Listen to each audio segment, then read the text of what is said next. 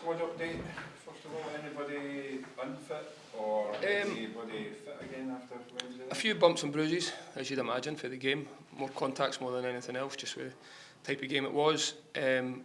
Nothing major off the back of that, so we'll just see how everybody comes through. Everybody trained today. Warren Horror trained again today. Still a decision to be made on that one a little bit with how he is. Who else? And then the two that's still not quite right, or three, would be Rudy, Joe Newell and Alice Anamani, but everybody else has trained this morning and came through that. Are you inclined to make changes, given what's happened the last 6 days? I think you're always looking at the balance, 3 games in 6 days, what that looks like, a bit of freshness at times, and obviously managing the group and managing how players are feeling. And as I've said, there is a few with bumps and bruises and see how they come through that. But ultimately the whole thing's about getting a reaction and making sure you bounce back from a poor result on Wednesday night and try and finish the week with 3 points. When you do a post-mortem on the game, do you look at it and think that was an opportunity missed to extend the gap on Rangers? I think it's more a case of not directly extend the gap on Rangers. I think it's, for the way the game went, it's an opportunity missed to try and get another 3 points. I think that's just the way. I think the fact it shows you where the group is, that we're actually looking at the game and thinking, disappointed the fact that there was, in my opinion, nothing between the teams on the night. I said at the time, it's always the same, you watch it back. So if you watch it back and take all the emotion out of it and take all the noise and almost watch it on mute, it's probably never as good as you think it is when it's good, and it's never as bad as you think it is when you watch it back. I think that's something I've probably learnt over the piece, and clearly there's things we're not doing as well as we'd like to, and I still stick to what I said off the other night, which was, our quality probably wasn't where it's been for the technical quality we've got. Too many times we missed passes, too many times our end product wasn't there, and we still had the best 2 chances in the game. And we started all right in the game for the first 4 or 5 minutes, which sounds silly. The crowd were up, the atmosphere was good, had the first chance, and then we lose a really poor goal. And when you give away a goal, it just deflated everything. And I think that was kind of a message of how the first half sort of went. And then second half, it wasn't through a lack of effort, as I said. So the fact that we're sitting here looking at going, yes, it's an opportunity missed, it's probably because I thought we should have got something out of the game. And I think that's a big thing, that we are disappointed we've not went on and got something from the game. And it certainly has not ever been played off the pitch. So you can take the confidence for that as well. But at the same time, the players are genuinely thinking that we should have been better individually and collectively. And if we'd done that, we'd give ourselves a better chance. In terms of Livingston, you've had 2 really good victories against them in recent weeks. You can't be complacent going into this game, can you? Definitely not. That's irrelevant, the last 2 results. I think this league shows you that anyway. Look how tight it is. Going to Livingston, going there, what that challenges that has, the AstroTurf, someone else that we don't play on every single week, so you need to contend with that. Certainly not an excuse. The players are ready for it. They have been there already this season, so it's not completely new. That's a big thing.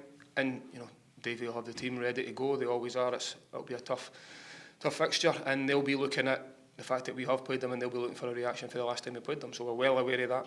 We know the challenges that it possesses, and but again, I'll say the same thing. We're looking at us and going, is it an opportunity to end the week with 3 points? That's what we need to be thinking about. And if we can do that, we move back into third, and there's nothing nobody else can do about that. So that's our only focus going into the game.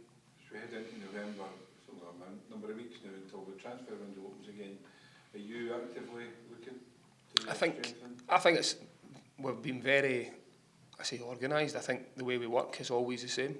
It will start to be spoken about now that the window's getting closer. It's always the same, but the work never stops. The group, the recruitment department are always working hard. You're always looking at the squad. You're always looking at everyone's situation. What are players looking like at the end of the season? Are they under contract, not under contract? You need to always be looking at the squad and making sure, and the support has always been there, and I'm sure will be there, which is, if we feel something's there, it can make us better. That moves us forward and makes the squad better. The club has certainly been supportive on that.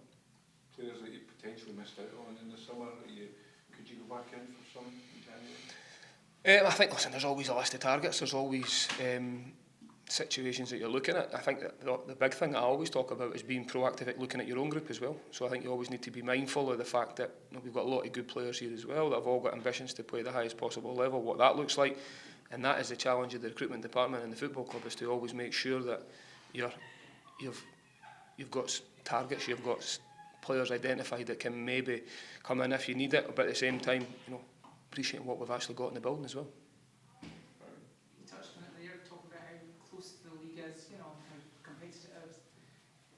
feel that when you look at chances missed like the other night, is that something that needs to be addressed, because you can move up really quickly, can't you, and really establish a gap if you get a few results? Yeah, but I think even that's been in the last. So obviously Rangers game aside, back-to-back wins and what that done for us in the league, quickly put us up into third. I could sit here and look over the whole course of it, which I've done now anyway, so as a reflection you're always looking at what you're doing, and as a group it's not a complete round of fixtures for us because this was due to be a Motherwell game, which would have been the last sort of one for us, 11th game. But them aside, we'll have played everybody, so you get an idea for where you are. I can sit here and say we should have more points. The reality is we've not. Why is that? That's my job to fix, which is, again, I've said it a few times this season, creating enough chances, just maybe not finishing it off at the right time. But if we keep doing the things we're doing and keep getting better and keep improving, that will turn. I've absolutely no doubt about that. But it's not as if we're sitting in a bad position. I'll keep reminding the players of this as well. So missed 2 big chances the other night that if you take one of them, it's a very different game going into the last 10 minutes of the game, and the momentum's with you. That looks very different. I don't think we lose the game, that's for sure. And then moving forward, it's a completely different challenge this weekend. But if you go and win the game, as I've already touched on what that looks like, you can't affect anything that's happened previously, but it puts us in a really good position. Does what happened last year give you even more, I suppose, positivity when you're looking at players and just saying, if we actually get a really good run of results together, it shows how, it can change a season? 1,000,000%.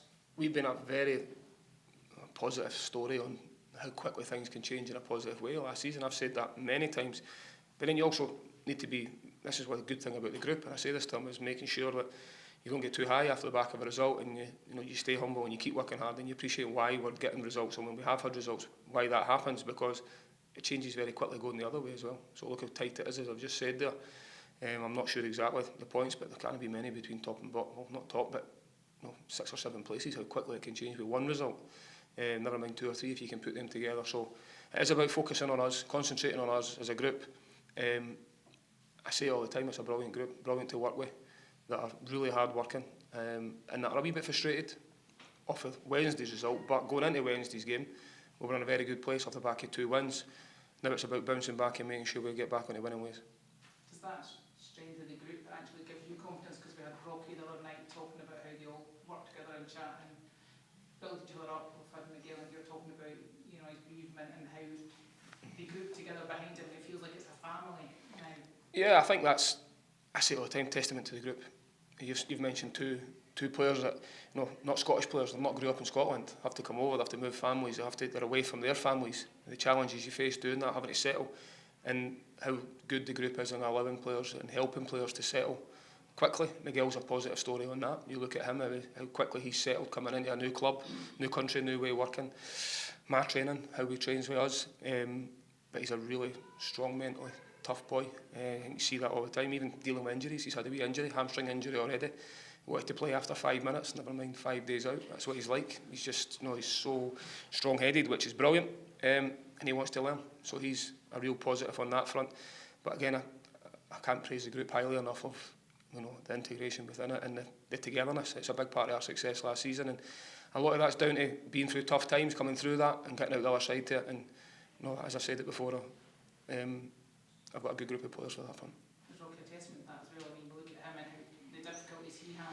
Obviously worked on a long time now, but captain the other night as well. It just shows that you maybe wouldn't have thought that a couple of seasons ago that would be what was happening. I think so. I think it shows you. He is. Everybody leads in different ways.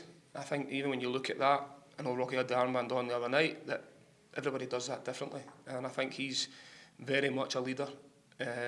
When he's playing, even when he's not playing, he's exactly the same in the training ground. He's got a lot of respect within the training ground, and within the staff as well. So I think he's a real positive story because of his Hibs journey, and he's had to go through adversity with that. I think we'd all agree with that. But he's been very consistent for a long time now and fully deserves all the praise he gets and the level of performance. But that doesn't happen by accident. That comes because of his attitude, it comes because of professionalism, and he's worked rate to get better all the time and really push himself. And that's, again, comes down to the individual.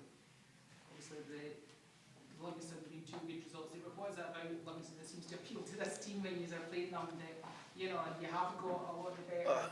I'm certainly not going to, rest on the fact that we've beaten them twice. That means absolutely nothing, as I've already said at all. Mentioned that to the players as well. Went over the pre-match analysis as we always do. We've not cut any corners because we've played them twice. Now clearly you're looking at the games we've played against them before. Expect them to maybe do something different at times, but it's a really tough game. This fixture's always a tough fixture, and I'm not expecting it to be any different tomorrow. So it is about making sure the players mentally are ready for a real tough test, because that's what it's going to be.